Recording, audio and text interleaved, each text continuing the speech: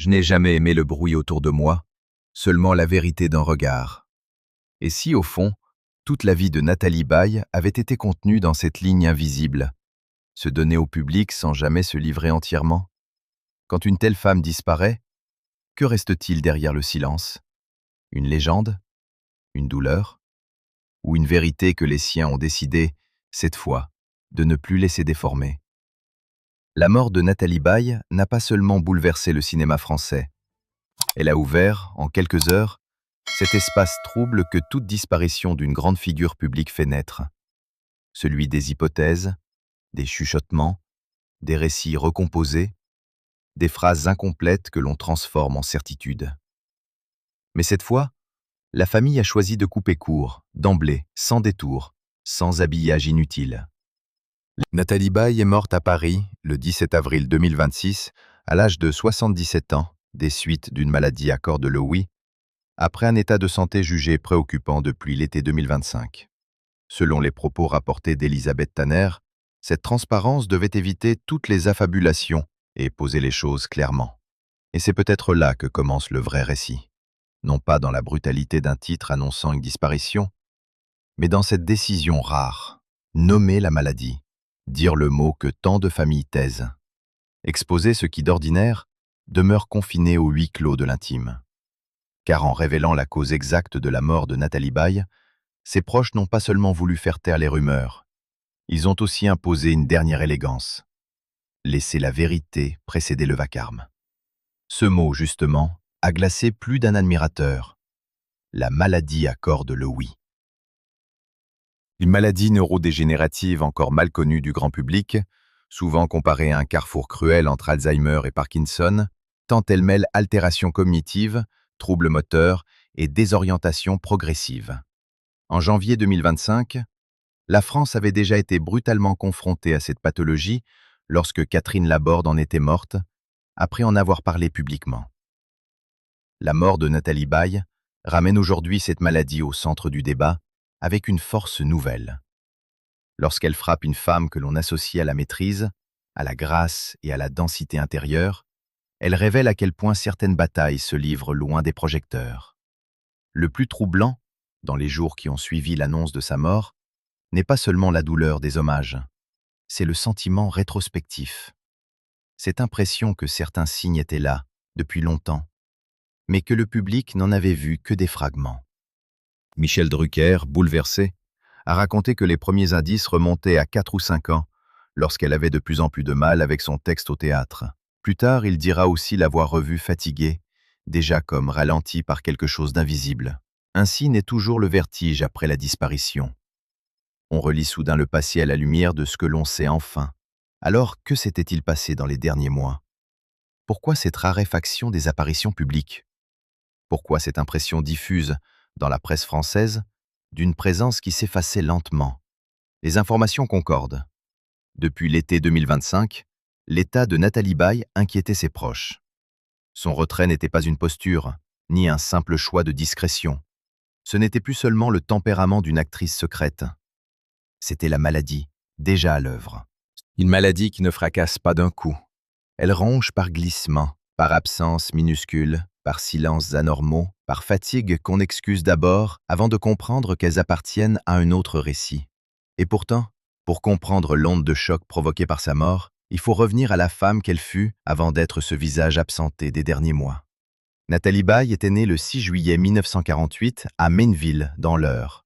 Avant d'être l'une des grandes actrices françaises de sa génération, elle avait rêvé de danse, de mouvement, d'élan pur. Ce détail compte plus qu'il n'y paraît, car chez elle, même l'immobilité future semblait porter la mémoire du geste. Elle était de ces artistes qui n'arrivent pas au jeu par vanité, mais par nécessité intérieure. Passée par le cours Simon, puis par le conservatoire, d'où elle sort en 1972, elle entre très tôt dans un cinéma où la présence compte autant que la diction, où l'on vous lit d'abord dans les yeux avant de vous entendre parler.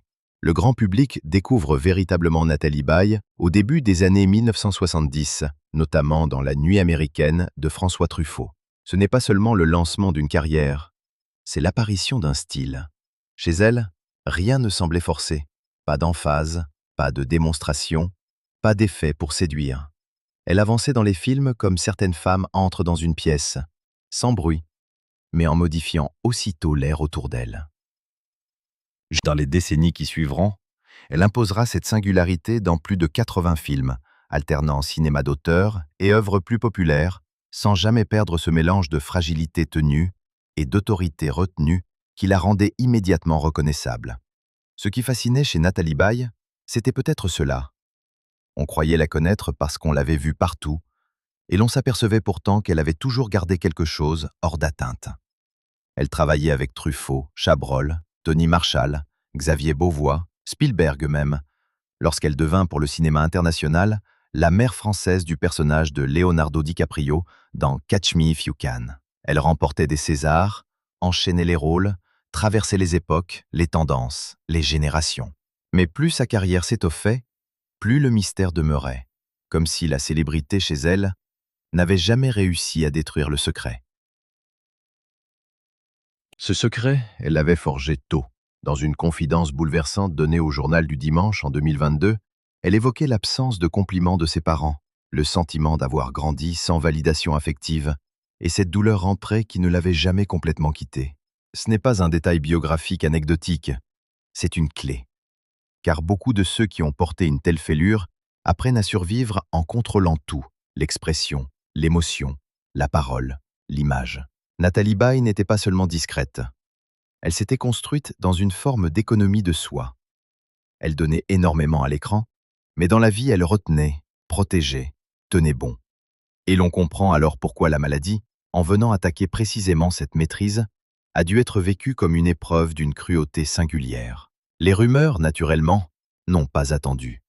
Elles ne le font jamais. Quand une femme aussi connue disparaît après une longue période de retrait, l'imagination publique se met en marche. Certains ont parlé d'épuisement extrême, d'autres d'un mal plus ancien jamais nommé, d'autres encore ont voulu relire ses dernières apparitions comme autant de messages cachés. Mais c'est précisément contre cette spirale que la famille s'est dressée. En nommant la maladie à corps de Louis, les proches ont refusé que la fin de Nathalie Baye devienne un terrain de projection collective. Ils ont rappelé que derrière l'icône, il y avait une patiente, derrière les hommages, une souffrance, derrière la légende, un corps qui luttait. Le plus poignant dans cette histoire, c'est peut-être la manière dont le mal semble avoir grignoté ce que les amis associaient le plus intimement à elle. Nicole Garcia a parlé d'une femme à qui la maladie avait fini par voler le rire. Cette formule est terrible. Parce qu'elle ne désigne pas seulement un symptôme. Elle dit la dépossession. Elle dit le moment où une personne n'est pas seulement atteinte dans sa mémoire ou dans ses gestes, mais dans ce qui, depuis toujours, faisait sa musique intérieure. Chez une actrice, la voix compte, le regard compte, le souffle compte, mais le rire aussi est une signature. Lorsqu'il disparaît, ce n'est pas seulement la santé qui recule, c'est tout un paysage intime qui s'éteint.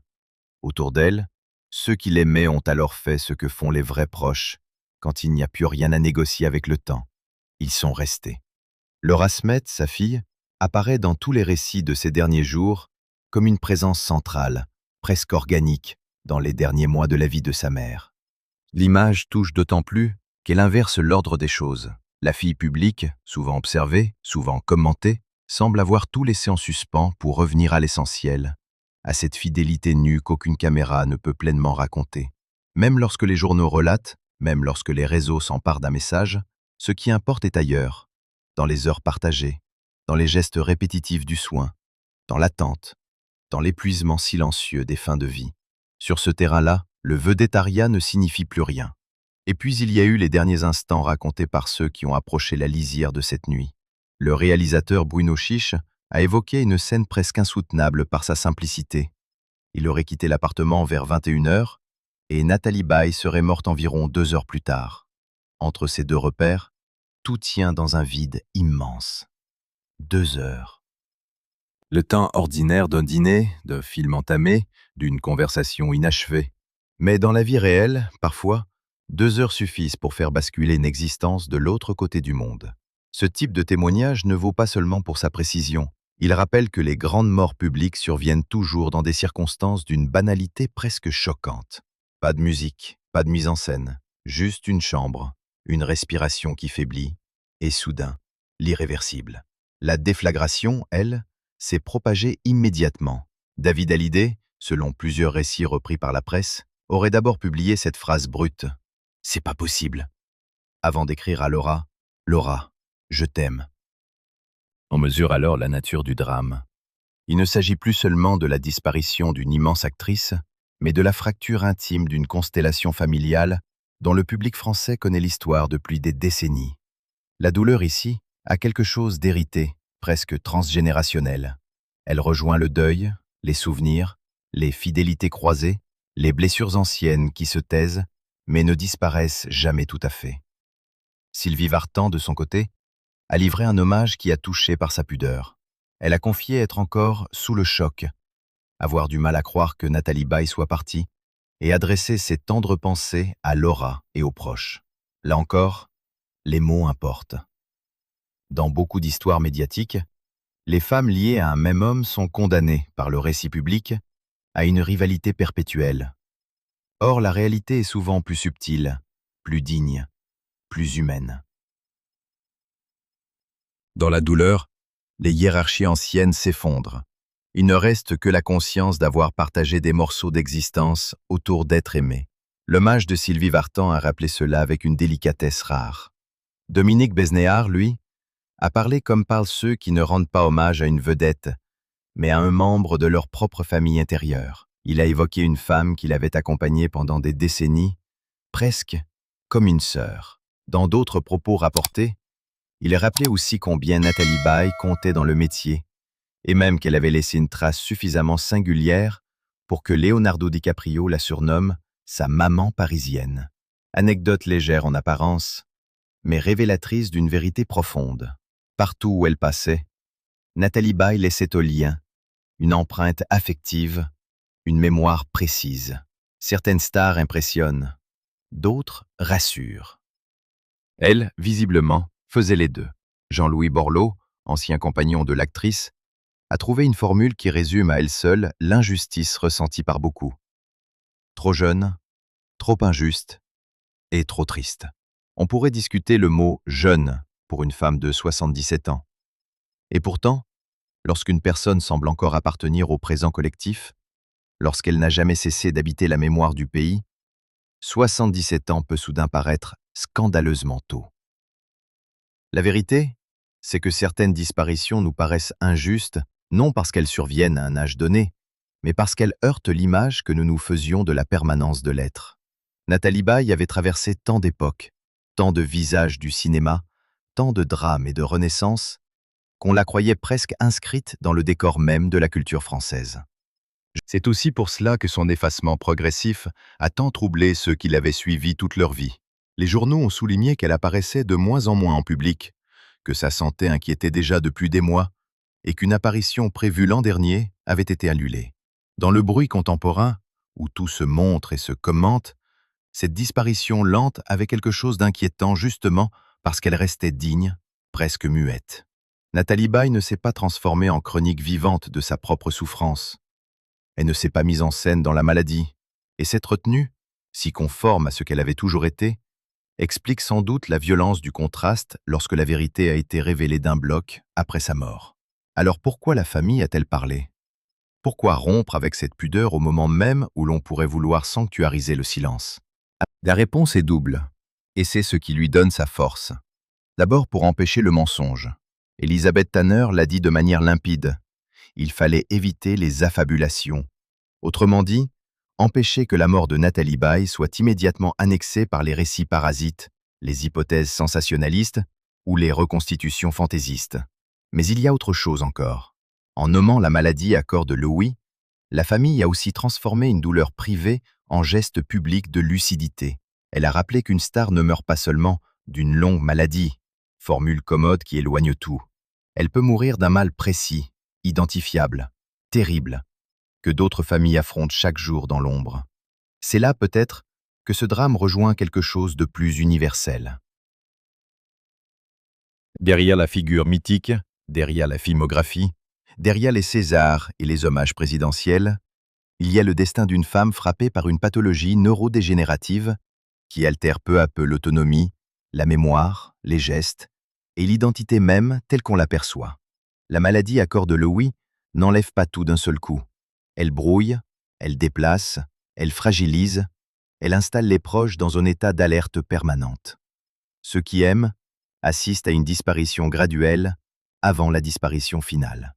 Et c'est peut-être cela qui rend les récits des derniers mois si déchirants. La mort n'arrive pas au premier jour de la perte, elle vient conclure un arrachement déjà commencé depuis longtemps.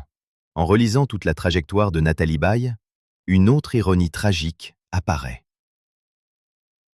Cette femme qui avait bâti sa carrière sur la nuance, sur la maîtrise fine des émotions, sur l'intelligence des silences, aura finalement été emportée par une maladie qui brouille justement les repères les plus subtils de l'être. Celle qui avait tant donné au regard public sans jamais céder au spectacle de soi, aura vu sa fin racontée non par elle, mais par les autres, après coup, au moment où elle n'était plus là pour choisir ses mots. Pourtant, même dans cette dépossession, quelque chose de sa vérité demeure intact.